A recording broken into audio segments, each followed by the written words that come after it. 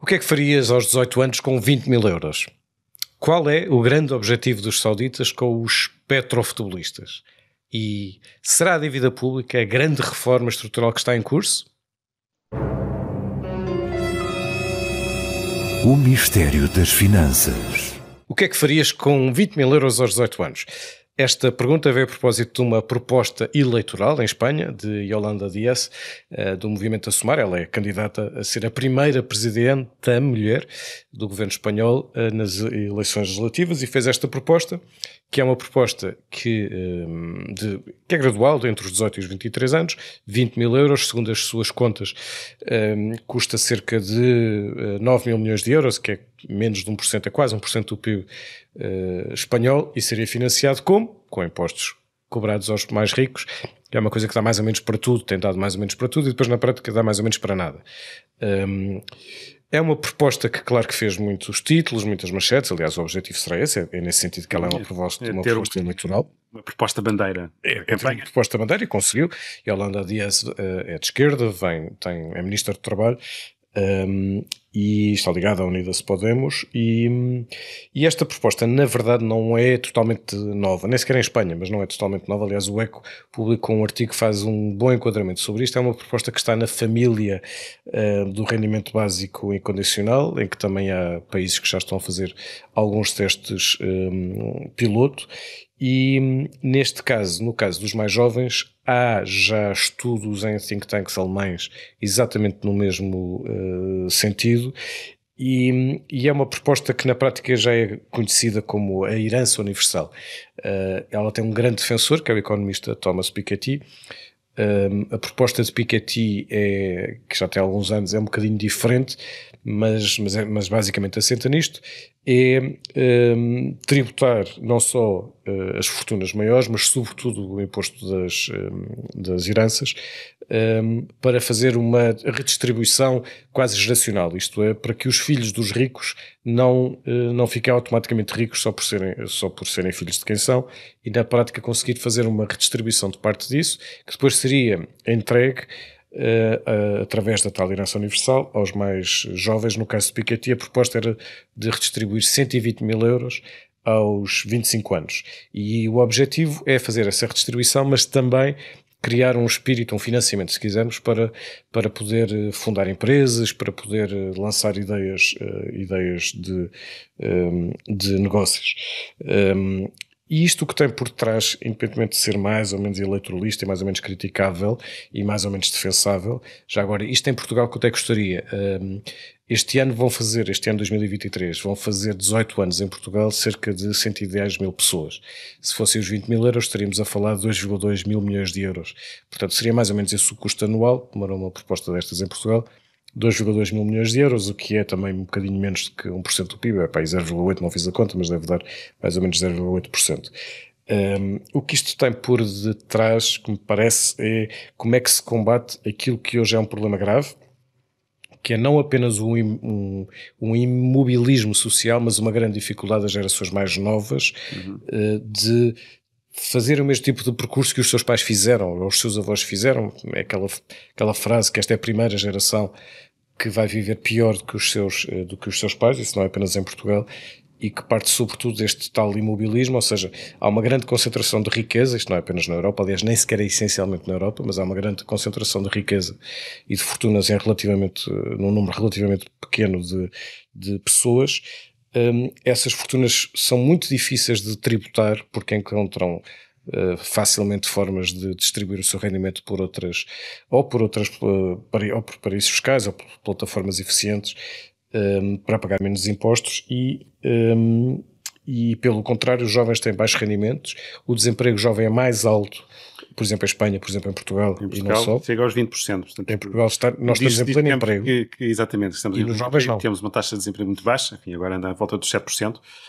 Nos jovens chega aos 20%. Portanto, não é baixa. E em cada 5 jovens... E são salários relativamente baixos, sendo que os custos da habitação, como sabemos, são dos maiores problemas para os mais novos, sendo que também sabemos que os mais novos que agora começaram a trabalhar ou estão a começar a trabalhar vão ter também muito menos assistência social, muito menos pensões muito mais baixas do que tiveram os seus pais e sobretudo do que tiveram os seus avós. E daí nascem estas propostas que são imaginativas, são criativas e que estão a ser testadas em alguns países, em operações piloto, mas que tentam sobretudo resolver este problema, que é um problema que persiste, é um problema europeu e é um problema grave de imobilismo social e de gerações a viver pior do que os seus pais. Só que para a medida resultar, enfim, é preciso garantir que de facto ela fosse bem aplicada. Eu não sei o que é que está previsto desse ponto de vista, mas... É porque aquilo que se pretende... Como é que se garante que os jovens vão aplicar o dinheiro num... Aquilo que se pretende, no fundo, é um cheque de princípio de vida, não é? E idealmente, enfim, a direita gosta mais de palavras como empreendedorismo, meritocracia, etc. A esquerda gosta mais de outro tipo de léxico. De léxico, mas no fundo é isto, é uma alavanca para começar a vida ativa, não é? Depois dos estudos.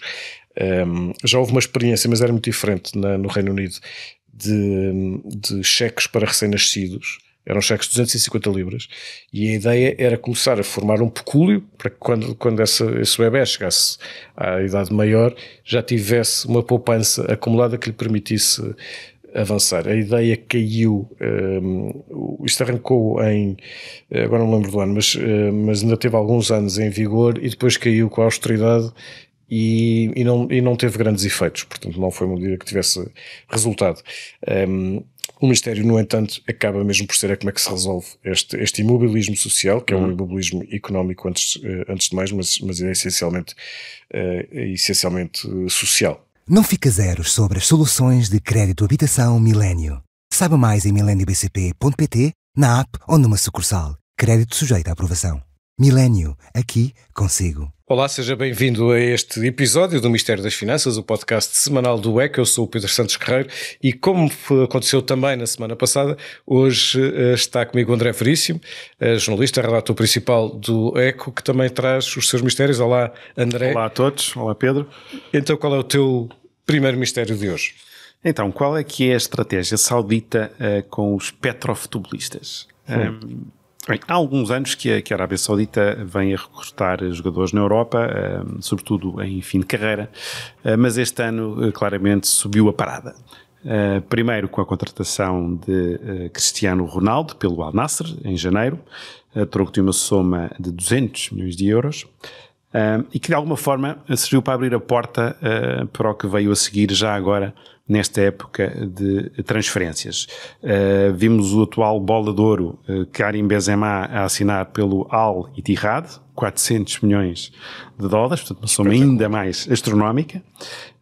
Enfim, há também jogadores do Chelsea como N'Golo Kanté, Roberto Firmino do Liverpool, que também vão jogar em clubes sauditas, e já não estamos só a falar em jogadores de fim de carreira.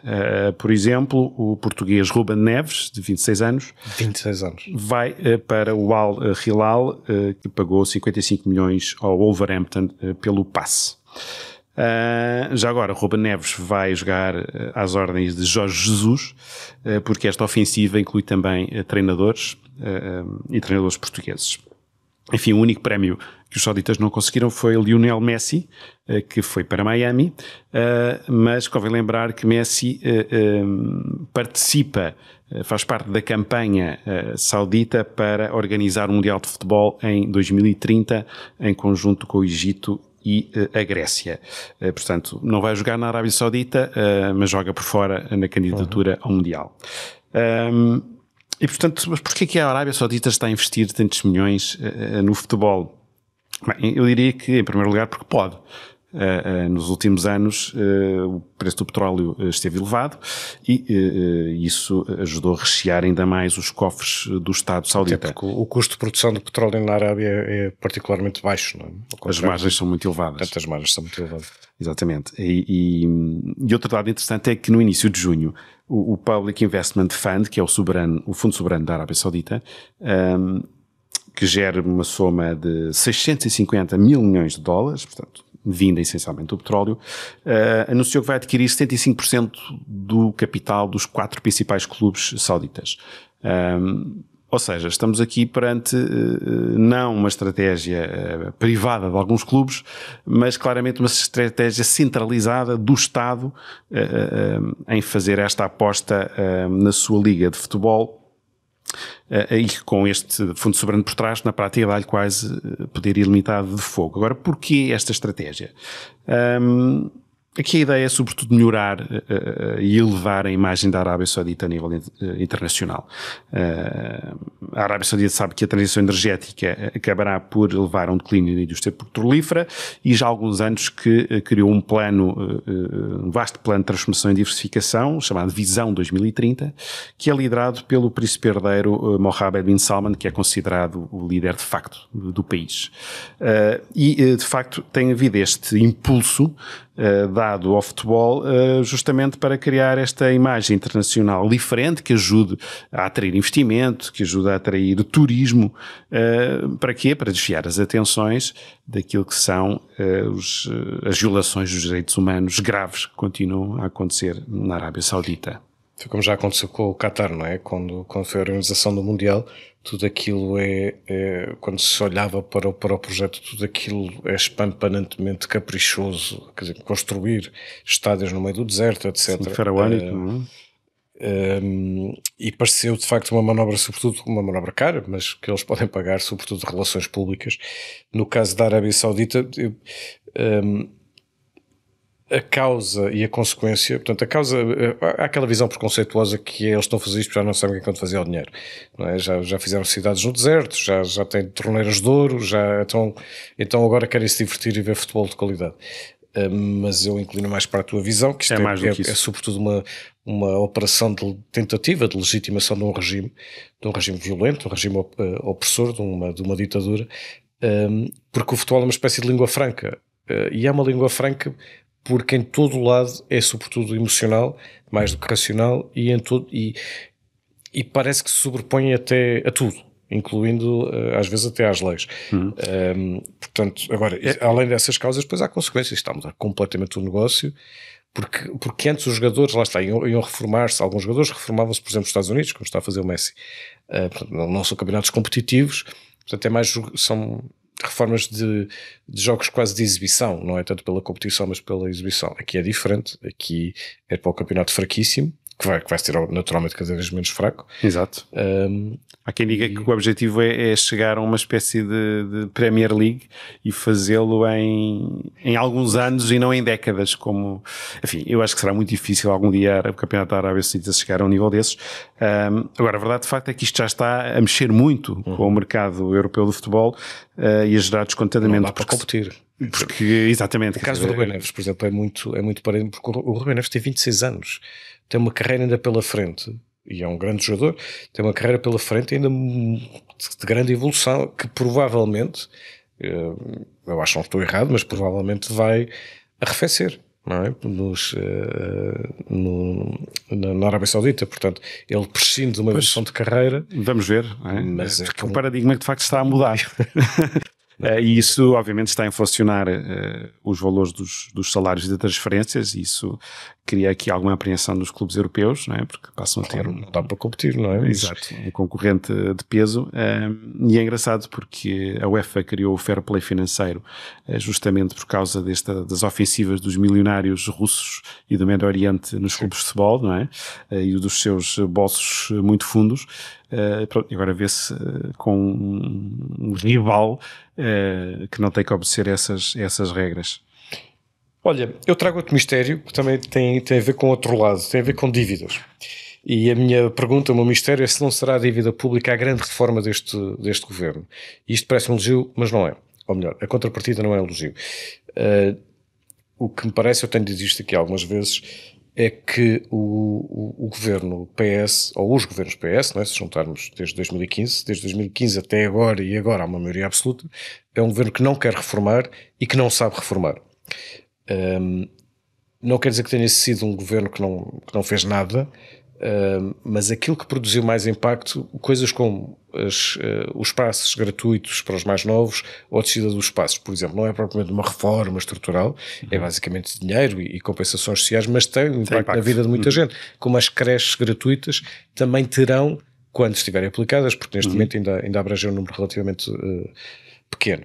Mas isso não é uma reforma estrutural. Uma reforma estrutural é chegar ao setor da saúde, por exemplo, ou da justiça, e fazer e mudar, não é apenas injetar mais ou menos dinheiro, mudar o paradigma, não é apenas torná-lo contratar mais ou menos eficiente. Exato, é mudar mecanismos de gestão, de reformas, de leis, etc. Este governo sempre odiou a expressão reformas estruturais. António Costa disse isso muitas vezes no passado, que isso era uma coisa... Não gostou da palavra? E agora usam outras, é agendas mobilizadoras, é a transformação, mas quer tudo dizer a mesma coisa. Agora, foi um governo que basicamente, quando quis reformar, fez mal, o caso da habitação, que seria provavelmente a primeira grande reforma deste governo e que eu acho que se pode dizer que é um fracasso, ainda há muito pouco tempo, acabou de ser aprovada, mas entre a proposta inicial, a proposta final e aquilo que eram os objetivos e aquilo que são os resultados, acho que é fácil de perceber que vai ser um fracasso. Vai criar mais entropias do que resolver problemas. Basicamente a reforma da habitação precisa de oferta, precisa de construção pública. Isso não sabemos mais habitação não resolve. E de facilitar o investimento privado, a construção privada, a operacionalização, o licenciamento, etc. Então, nós arriscamos a chegar ao fim desta legislatura e, portanto, já vamos ter um período muito longo de governação e o PS ficar marcado, basicamente, na minha opinião, este é o risco, ficar marcado por duas coisas. Desfazer o que a Troika tinha feito, que não é propriamente andar para a frente, é um bocadinho andar para trás, não é? Portanto, é voltar ao que era de antes, que foi aquilo que o governo chamou de devolver rendimento aos portugueses, destroicar a legislação laboral, coisas desse género. Essa provavelmente vai ser a primeira, uma das marcas, que é uma marca, eu não acho uma grande marca, é desfazer a marca anterior, e é quase por ausência, por exclusão de partes, que se calhar vamos chegar ao fim disto e dizer, olha, a grande mudança que o PS trouxe foi a descida da dívida pública. O que é uma ironia, tendo em conta que o PS não estava, como sabemos, antes ligado a essa... apropriou-se dessa bandeira das contas certas. Exatamente. E nada contra. Agora, é impressionante. Nós estamos neste momento com uma dívida pública de 280 mil milhões de euros. Ela cresceu... há 5 anos era de 230, portanto cresceu 50 mil milhões, mas quando olhamos para o peso no PIB, que é apesar de tudo a conta que faz sentido fazer, houve um grande pico da dívida pública na pandemia, naturalmente.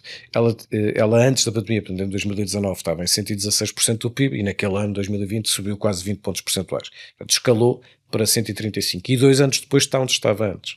Portanto, 2 anos depois está, em 2022, fechou nos 114%. E quando olhamos para o programa de estabilidade, portanto, para os compromissos que o governo assumiu, a dívida chegará aos 100% em 2025 e 92% em 2027. Parece pouco, não é? Continua a ser muito. É bom lembrar as metas de Maastricht, que era de 60% do PIB. Só que o que acontece hoje é que todas as dívidas públicas da Europa estão muito mais altas do que estavam antes, e nós comparamos com os outros, sobretudo perante os mercados financeiros, perante os investidores. E nós, o que vemos neste momento é que nós já estamos... Havia 3 grandes dívidas públicas na Europa que eram sempre castigadas, não é? Itália, que é um país grande mais para falhar, como sabemos, é uma dívida monstruosa, embora grande parte seja uma dívida interna, portanto os certificados de aforro deles, a Grécia e Portugal. E Fernando Medina, quando tomou posse como Ministro das Finanças, disse que um dos seus grandes objetivos era tirar Portugal do pódio dos 3 primeiros, o pódio negativo dos 3 primeiros, para deixarmos de estar no radar dos mercados financeiros quando há problemas. Ora, neste momento, nós já estamos a pagar juros mais baixos, não apenas que Itália e que Grécia, mas estamos a pagar juros mais baixos também já que Espanha, e estamos, um texto do Nuno Carreiro no ECO hoje faz essa comparação. Nós neste momento estamos a pagar taxas de juros de obrigação a 2 anos dos mais baixos da zona euro. E quando olhamos para as obrigações a 10 anos, para as yields, portanto, para as taxas do mercado, estamos não só abaixo daqueles que que eu disse, mas estamos muito colados já. Bélgica, Áustria e França são ligeiramente mais baixas que as de Portugal, quando antes estavam bastante melhores. Ou seja, nós estamos melhor porque os outros estão pior, na verdade, em termos relativos, mas com a evolução que temos tido nas contas públicas, estamos de facto a sair desse radar mais negro. Isto resulta basicamente de crescimento do PIB e de déficits controlados. Portugal no ano passado só não teve superávit porque não quis, e este ano é a mesma coisa. Portugal só não vai ter superávit se não quiser, e não querer é fazer distribuição até por razões políticas, para depois o Estado não ser acusado de estar a beneficiar com a crise, não estar a beneficiar com a inflação, etc. Fazer distribuição de dinheiros, coisa que aconteceu no ano passado, e já está a acontecer este ano, é provável que seja reforçado. O Ministro das Finanças chegou a dizer aqui recentemente que Portugal não ia ser a cigarra, portanto não ia fazer o papel da cigarra. Depois a Iniciativa Liberal até acusou de ser o governo formiga, mas de facto essa estratégia é a correta neste momento, portanto é aproveitar a bonança fiscal orçamental que os impostos dão nesta fase de inflação, para tentar baixar a dívida e precaver situações de crise futuras. Porque, de facto, se é verdade que estamos a descer muito em percentagem do PIB, eu acho que ainda assim é preciso ter cautela com o valor absoluto. Porque esse valor absoluto, esse valor absoluto significa um encargo de juros muito elevado, não é, no futuro, e se tivermos outra vez uma quebra da economia, o rácio da dívida vai outra vez subir bastante.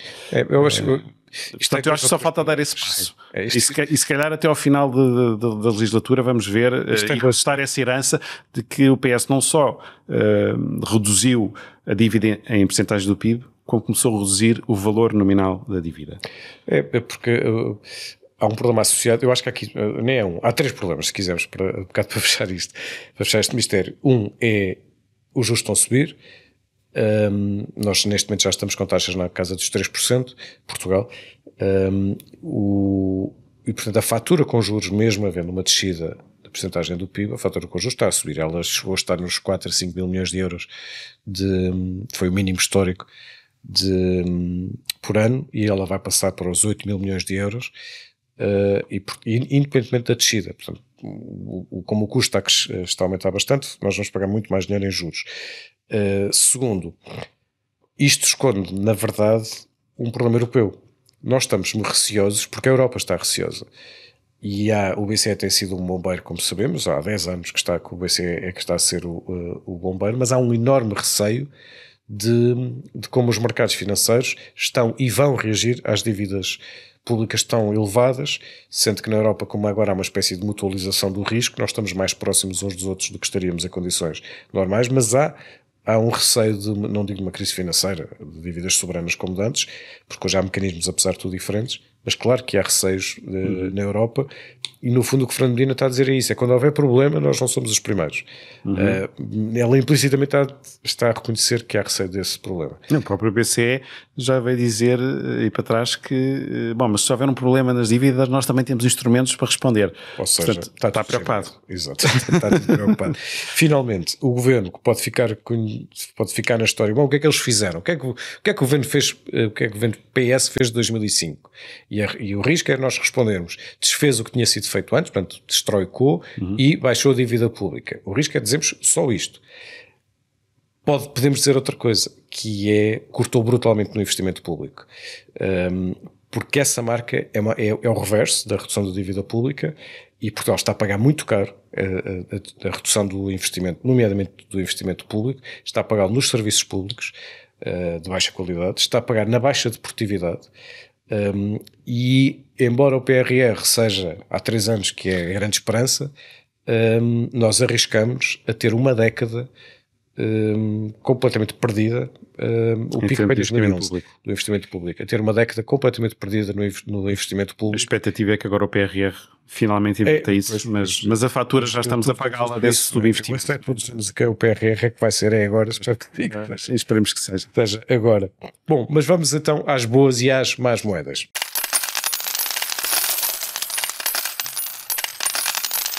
André, qual é a tua moeda trazes hoje? Ora, a boa moeda. Rosário Partidário, que é a coordenadora da Comissão Técnica Independente, que é responsável pela avaliação ambiental estratégica do novo aeroporto. Tem sido criticada, nomeadamente por a Comissão Técnica ter assumido demasiadas opções para serem estudadas para o novo aeroporto. Entretanto, já houve 2 baixas na equipa original, entretanto substituídas. Mas há aqui, enfim, alguns fatores que eu acho que vale a pena sublinhar do trabalho que tem sido feito e que acho que merecem aplauso. Um deles é que o trabalho tem sido feito de forma bastante aberta e com bastante transparência. Esta semana foi entregue mais um relatório, desta vez com os chamados fatores críticos de decisão que vão ser usados para avaliar as várias opções ou novas opções estratégicas para o novo aeroporto. Isto tem sido um processo aberto, participado. A Comissão Técnica tem recebido dezenas de contributos de diversas entidades. Em Portugal, às vezes, estas coisas são feitas por grupos de sábios fechados numa sala e que depois, no fim, entregam um relatório. Enfim, não é isso que está a acontecer. Tem sido um processo aberto e participado. E eu acho que isso é de elogiar. Depois, enfim, se calhar retomando um bocadinho a conversa há pouco, uma das apostas do PS foi justamente também o Simplex. A verdade é que continuam a existir uma série de problemas burocráticos em Portugal, de problemas com os quais a Comissão tem-se debatido. Por exemplo, era suposto em janeiro ter contratado 25 estudos justamente para fazer esta avaliação das localizações do novo aeroporto. Estamos em julho e só conseguiu assinar 6 e a coordenadora atribui isso a dificuldades burocráticas. Mesmo assim, não atira a toalha ao chão e está a tentar levar a cabo esta tarefa, que é uma tarefa hercúlea. Enfim, já admito que haja aqui uma derrapagem até janeiro de 2024, mas se for só essa derrapagem já não será mal. Olha, e eu trago uma má moeda, eu estou um bocado repetitivo, mas há bocado estava a elogiar Fernando Medina, agora vou criticá-lo. E a má moeda é Fernando Medina pelo seguinte: esta semana entraram em vigor as novas tabelas de retenção na fonte, IRS, para que os salários líquidos aumentem em contrapartida da descida dos reembolsos, portanto a medida é neutra intertemporalmente, como dizem os economistas. Recebe-se mais agora para receber menos depois, mas sobretudo eu falei com várias empresas e percebi que as empresas estavam, direções de recursos humanos, contabilidades, direções financeiras, que estava tudo de cabelos no ar, cabelos em pé, porque era uma grande confusão a adoção destas alterações. E no fundo o que eu estou a criticar é, primeiro, a complexidade dos sistemas e, segundo, a instabilidade. Portanto, as coisas estão sempre a mudar, todos os anos mudam, depois mudam ao meio do ano e as empresas precisam de estabilidade e precisam de coisas claras e não de ter que contratar gabinetes de advogados para interpretar uma lei que aparece a meio do ano e que vai implicar alterações na contabilidade e na relação da contabilidade com o fisco e na relação com o Departamento de Recursos Humanos, que processam os salários que os trabalhadores recebem. Isto é uma confusão e não é nada complexo, não é nada simples. Recomenda-se coisas mais amigas das pessoas e mais amigas das empresas. E a simplificação, lá está o simplex, a simplificação e a estabilidade são completamente essenciais. E esta semana tivemos mais uma mudança a meio da temporada. Este governo tem sido pródigo nisso, recomenda-se mais calma. Seta para baixo para o Ministro das Finanças para anular a seta para cima da bocado. Bom, posto isto, vamos ao nosso Mistério Sombra. Nós convidamos esta semana para o Mistério Sombra um economista, Pedro Brinca. Ele é professor da Universidade Nova, professor de Economia e investigador associado na Nova SBE. E o seu Mistério Sombra, que vamos ouvir já de seguida, acho que posso resumi-lo desta maneira. Se no fundo as instituições também precisam de literacia financeira. Vamos ouvi-lo.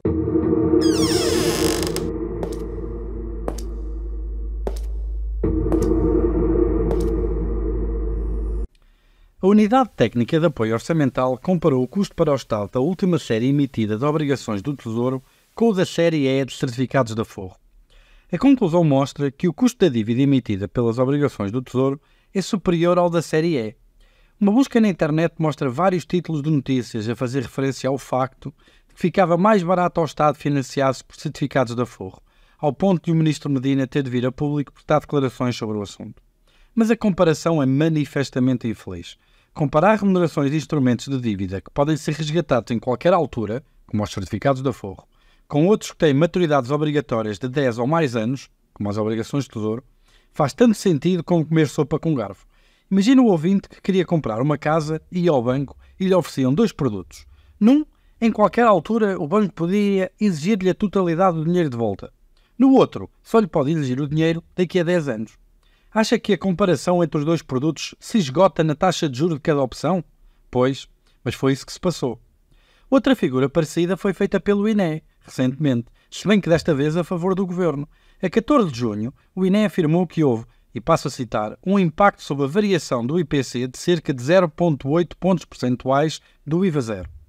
Desta vez nem sequer foi só a imprensa. Foi o próprio António Costa que cavalgou nestas afirmações, afirmando, e passo a citar, que é uma medida que, felizmente, está a ter impacto.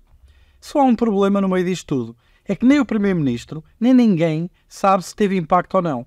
É o próprio INE que refere que este exercício, de natureza puramente mecânica, consistiu na aplicação da isenção aos preços observados em abril, permitindo assim medir a variação de preços que se verificaria, mantendo tudo o resto constante, se o efeito da isenção de IVA fosse transmitido na sua totalidade no preço cobrado aos consumidores.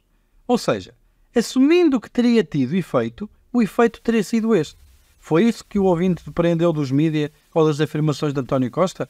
Não sei se estes 2 casos demonstram ingenuidade, incompetência ou mau ativismo institucional, quer da UTAU, quer da INE. Mas o país passava bem sem este tipo de situações.